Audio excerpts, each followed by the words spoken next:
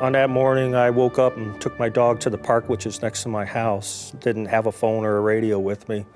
And as I was walking down through the park, an elderly lady walked up to me and she says, "Did you know that the United States is under attack? They just bombed the World Trade Center." I thought maybe she was a little off and didn't think much of it, but as I kept walking the dog, I thought, well, we did have an attack there in '93. It's possible. So I ran back to the house, and when I got to the house, it was about 15 minutes before the Trade Center came down, the first one. I woke up everybody in my home, my sons and my wife, and we all turned on the TVs and we were watching. When they mentioned that we were under attack at the other places, because of my position with the city, I knew I needed to get to headquarters right away. I'm the spokesperson for the fire department, and also I warned the community in the event of an emergency. And when we heard that aircraft were being grounded, I was concerned that maybe Las Vegas would be involved, so I had to get to work right away. Once I got there, most of the city staff was out of town. They were actually in Washington, so there was just a skeleton crew.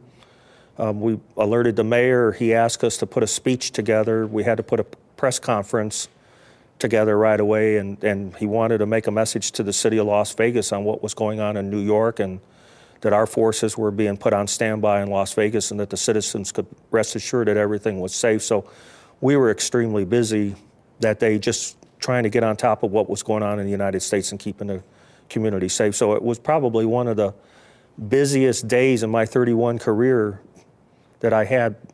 And we were very anxious because we just didn't really know what was going on that day. You know, I've been a firefighter for 41 years. I think the thing that I thought the most about was the 343 firefighters and the fire stations and that died at the World Trade Center that day. It was shift change. I knew that a lot of the firefighters were on the way home, and when they heard over the announcement that an aircraft had hit the World Trade Center, they thought it was an accident. A lot of those firefighters that were going home got on the trucks, and some of those engines and trucks that went there had double the number of firefighters that they normally would, so you had twice as many people showing up. When I saw that Trade Center going down, I thought about all those guys that was in that building, and I said, there's just no way they're gonna get out. Most of the command staff, the senior staff of the New York Fire Department was on scene, and they were eliminated. So we knew there was gonna be some problems because the command staff was gone. But you have to be a firefighter to appreciate what was going through those firefighters' brains as they were responding. They were thinking about, I'm gonna get up there, I'm gonna get those people out of that building. They didn't know that we were under attack. They made it all the way up to the top. They were actually bringing people down from the building when that building collapsed. They were giving it 110%. And I think about those 343 guys every single day. I want everybody just to remember all the people that died on 9/11. And again, especially the firefighters to me. Every year since then, on 9/11, I've gotten up and headed up a small ceremony that we have at one of our fire stations where a piece of the World Trade Center is. We do what we call a tolling of the bells. And we invite the community to come with us.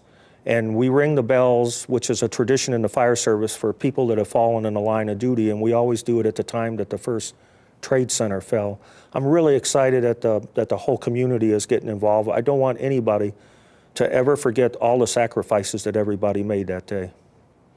You know, one thing that I did, so I will never forget those 343 firefighters, is I had the luxury of getting to change my helmet.